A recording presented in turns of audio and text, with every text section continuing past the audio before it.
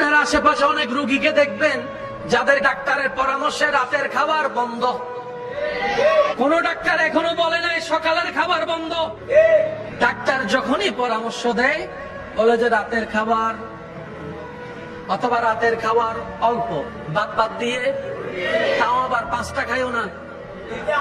আছে না নাই?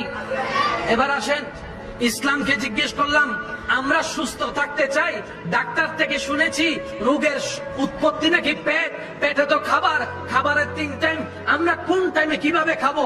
ইসলাম বলে সকালের খাবার, সকালের খাবার রাজার মতো খাও, দুপুরের খাবার রাজার ছেলের মতো খাও, রাতের খাবার ফকিরের মতো খাও। এই নিয়মে যদি তুমি খেতে পারো শরীর তোমার সুস্থ থাকবে। এখন ইসলাম যে কথা সুস্থতার জন্য 1450 বছর আগে জগৎকে জানা দিয়েছে, বর্তমান WHO সংস্থা বিশ্ববাসীকে বলে ওই নিয়মটাই যেটা ইসলাম জানিয়েছে। বলেন সুবহানাল্লাহ।